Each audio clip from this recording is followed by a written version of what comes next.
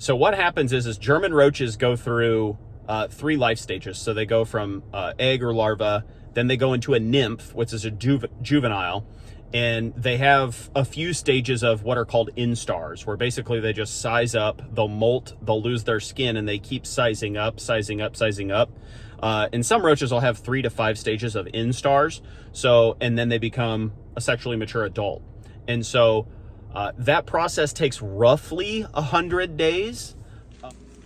Here's a German roach that has been affected by IGR, which is the Insect Growth Regulator. As you can see, it has malformed wings on it.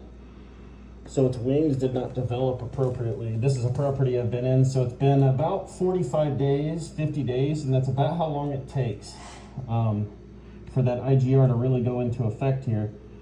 But you can see how the wings are not fully formed on the back of that cockroach, this German roach. And so that is the advantage and point of the growth regulator. What it does is it will cause deformities, malformities, and then does not allow them to become mature and then reproduce. And so this highlights a tool in our arsenal, which is an insect growth regulator.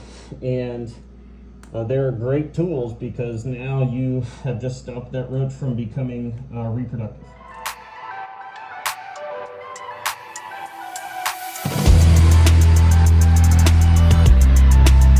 Hey everybody, Chris Shipley, Shipley Pest Solutions. Wanted to discuss a couple of videos here I'm going to show about insect growth regulators, or IGR use, regarding German cockroaches specifically. And so what an IGR is, or an insect growth regulator, is it's a product in our tool belt. So it's a chemical or a pesticide that we use. Sometimes you mix it with other products. Now we have aerosols and things that come with the IGRs. So when we're doing such as like a crack and crevice or a clean out in an apartment or a house for German cockroaches, and we're hitting those door jambs, those seams, those hinges, underneath counters, etc. The aerosols, now one of the products we use actually has the growth regulator in it. And so you get the benefit of just the pesticide product that will kill the German roaches, so the adults that won't be affected by the IGR. But then you have an IGR that, say, maybe something walks across that area later, isn't directly killed initially from the initial application, but then you get an immature roach that walks across it. It will get that IGR on them. And so what happens is German roaches go through 3 life stages. So they go from egg or larva, then they go into a nymph, which is a juvenile, and they have a few stages of what are called instars, where basically they just size up, they'll molt, they'll lose their skin, and they keep sizing up, sizing up, sizing up. And some roaches will have 3 to 5 stages of instars. So, and then they become a sexually mature adult. And so that process takes roughly 100 days. And then basically once a female has reached maturity, she can kind of rinse and repeat egg laying about every 45 days. So, and then she's going to drop in her oetheca, which is the roach egg sac that they'll carry on the back of them. That's called the oetheca. And basically what it is on each side of that oetheca, it looks ribbed if you look up close. Each cavity will have 1 larva in each. And so she'll have about 3 to 4 dozen, depending on health, maturity, a lot of that stuff. But a lot of it's food source, your diet, things like that. So, so again, the reason that growth regulator is going to work on everything under adults is because once the adults have already aged up and they've matured up, that growth regulator will not have an effect on them, because some growth regulators are what are called chitin inhibitors. And what chitin is an insect's skin. And so specifically what the IGR does is, if you're a nymph, you're a larva, you hatch, you're a nymph, and you're going through your instar stages, as you size up, if you interact with that IGR, then as you go to size up, you go to your next stage of instar and you molt, what that will do is that will inhibit their wings from forming properly. It might cause some other deformities, and then will result in either death directly, or they won't be able to forage properly. They won't be able to molt up again, so it will prevent them from molting up to become like a mature adult. And so basically, one of the, when I first started 20 years ago, over 20 years ago. I started in 2001. We used to use 3 or 4 different products for roach cleanouts. We would use like a fumigant, a baseboard application, and then we would maybe use some bait, and then another product to like just directly kill them, like an aerosol product for a cleanout. Now we have one aerosol product that has the contact kill and residual for the adults and for everything else under. That comes with a fumigant, and it comes with an IGR, all in one aerosol. And then we still baseboard apply, and we still use baits. And the bait matrices have gotten a lot better as well. The bait matrices, the ones that we specifically use and rotate with, the one we like to use a lot has an IGR in it also. And so now we're really narrowing down that window of margin of error.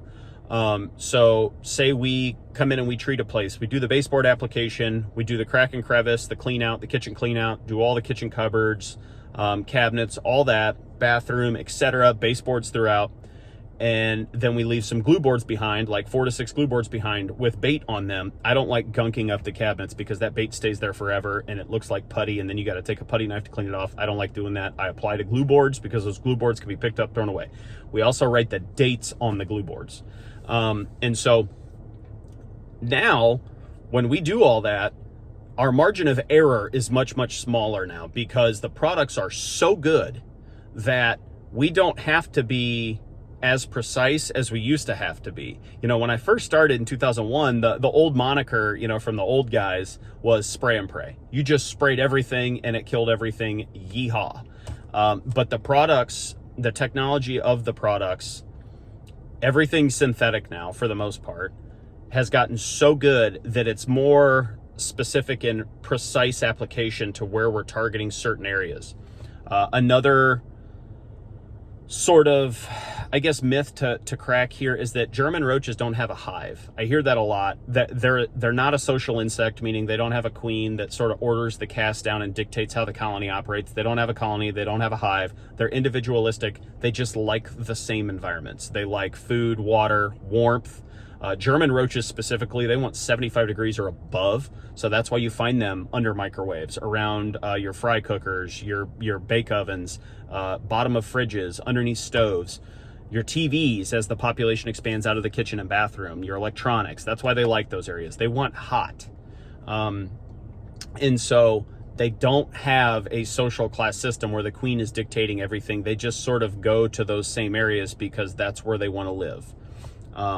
But yeah, the growth regulators, since I began pest control, have been a total game changer for us. They've allowed us to work a lot more efficiently, more precise, have a lot more precise application, use less product, and then have a lot better efficacy, really. You know, some of these roach jobs, I remember, you know, 07, 08, we would use an aerosol, we would use a baseboard, we would use a fogger, we would use a couple baits, and some of these roach jobs would take 4, 5, 6 trips. And now I can get a roach population under control in 90 days in like 3 trips, and really bad ones. I mean, we're talking thousands of roaches. And so the videos that I'll share in this highlight the effects of what an insect growth regulator, an IGR, have on those roaches, and how with the initial application, you can kill off many to most of the adults. You've got residual now, so anything that interacts with that residual product that you've applied will die. Longer time horizon, eventually, like you start to kill everything off. And then you're also stopping the population growth in its tracks by not allowing those younger German roaches to become mature and reproductive. Enjoy. Here's another one, another roach that the same unit here that also has had its wings greatly affected. As you can see that those wings did not develop. If I can get it to focus, so. There's a lot of roaches. The roaches that are still remaining in this unit all seem to have some sort of effect. There's another one. You know, so the growth regulator is really doing its job here.